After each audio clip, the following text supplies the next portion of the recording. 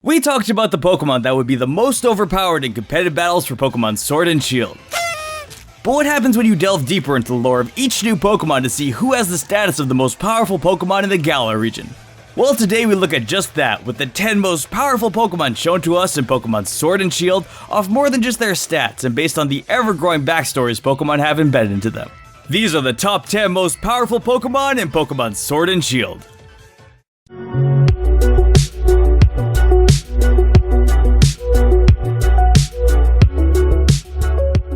Number 10. Pokelawls. A lot of the Gigantamax Pokemon have some really over-the-top descriptions about their existence, and with Gigantamax being incredibly powerful forms, it's no surprise that that's the case. Pokelawls, however, takes it even further on its own before transforming, to where although it may be peaceful, if you get up near any mines and decide to vandalize them, the offenders will be incinerated with flames reaching 2700 degrees Fahrenheit. At least there's some controlled chaos here to where Pokelawls is not just up in arms doing this at random. But incinerating people immediately in an incredibly high heat is just a bit on the dark side of being powerful. When it Gigantamaxes, those flames burn to even hotter heights at 3600 degrees Fahrenheit, which is twice as hot as Gigantamax Centiskorch's energy at 1800 degrees, and equal to Gigantamax Charizard's flame within its body. Unless Charizard roars, then the temperature rises like the air above some people's heads when they sock out another form. But after a certain point, if you're incinerating Vandals, do you really need to go that much higher? I mean, sure, we could reach the heights of Macargo's inner 18K surround sound heat system, but barring very specific, unrelated scenarios, the incineration of graffiti artists in a coal mine is a probable sign of how powerful this Pokemon is, whether or not it turns the heating up even higher. But maybe it could have been at more than just number 10 on this list if it was more heated, so there's always that. Number 9. Copperajah. Aside from the fact that the A in this Pokemon's name happened to escape my vision, Copperajah has some incredible strains to show off. They came from a region long ago, worked together with humans. As a regular form, its trunk has some heavy amounts of strength to go in and crush giant rocks into powder, but after it goes into its Gigantamax form, it can do so much more. Not only can its massive nose utterly demolish large structures in just one single blow, it even has enough power to be unleashed and level out mountains as well as changing the landscape.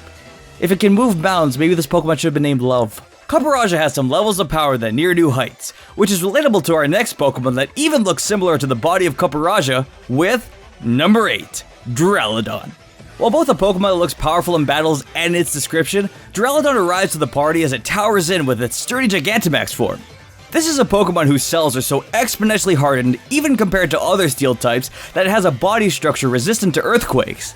Aside from being huge in its own regard, this skyscraper of a Pokemon looks to challenge Gigantamax Copperajah in an all-out battle of steel to steel. It's like it's being called out with this elephant's inner skill of demolishing structures. Also, the shaping of these two Pokemon look incredibly similar. It's like a triangular trapezoid. In a match of defend and destroy, I'm thinking Duraludon has more defensive power than Copperajah's ability to break. It's really a matter of an unstoppable force versus an immovable object, which is both a question for my 11th grade philosophy class and a spoilerization in Zamazenta sections.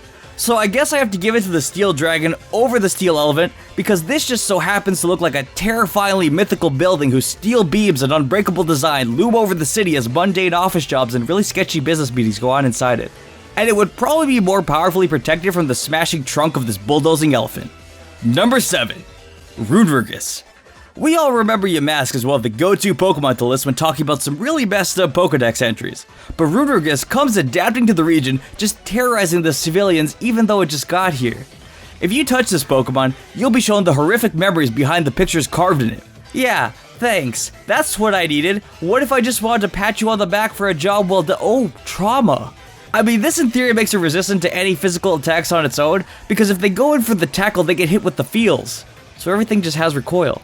This is more of a Pokemon from a technicality sense than sheer amounts of power, but I can't imagine a Pokemon like this not being able to be held in a high enough regard within the region to be avoided for the power it holds.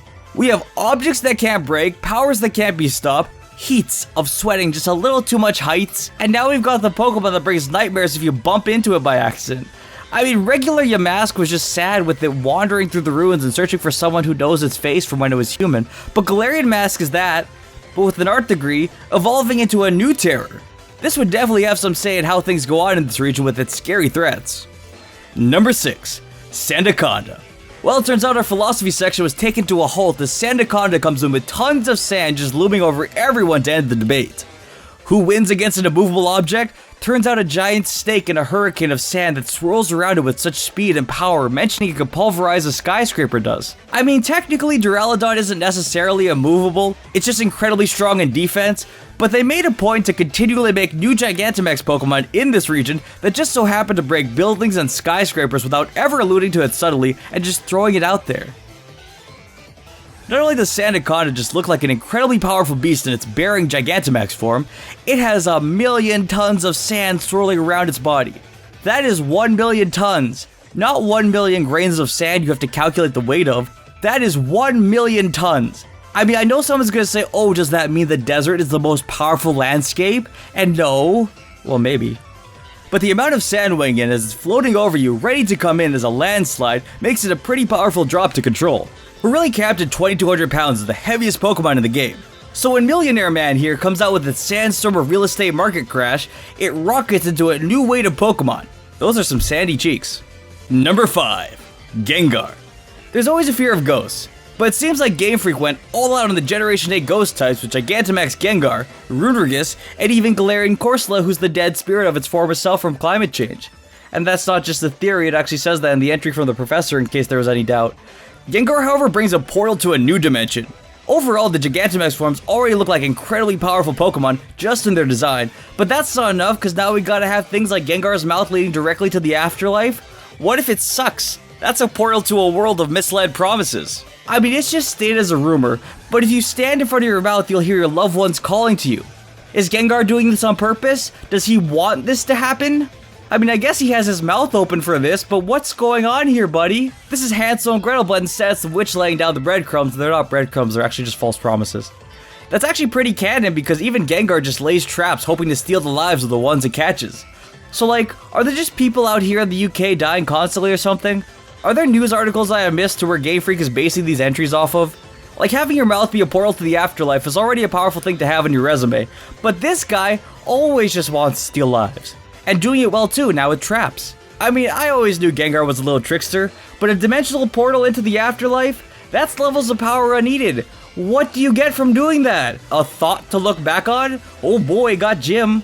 That's a quick story progression of lore like we just weren't getting it for the last Pokedex entries and they had to force feed it to us. Number 4. Orbeetle. Orbeetle's apparently famous. That's good for the bug. What it's famous for is its intelligence and the large size of its brain. I mean, being smart can bring some power, so that adds to the topic, but when it Gigantamaxes, it becomes overpowering in intellect. The biggest strength this Pokemon possesses is if it utilizes every last bit of power, it can control the minds of every living being in its vicinity. I mean, that's something else. Just a colony of people being mind controlled by this UFO-looking bug. It's like a mini Evilta, but with more longevity, because while people die from Evilta, Orbeetle lives on in the minds of others. Which doesn't say for how long, but if it uses this one-time area mind control, it can probably bring on some powerful connections depending on at what time the power is used and on who. So the varying levels of its power go from extremely high to somewhat powerful depending on who it can coerce into going near it. Number 3. Zac and also Ian. Stats-wise, out of the usable legendary Pokemon, it does seem to have the most power. But while it's known for its increasing attacks, it has even more power in its ability to only need a single strike to fell even Gigantamax Pokemon, which just knocks out all the previous Pokemon. Sandaconda wants to take down the Doubletree, you protect your 4-day vacation. Duraludon hosting a meeting about investing on a timeshare in its self-skyscraper building setup? No multi-level marketing for me.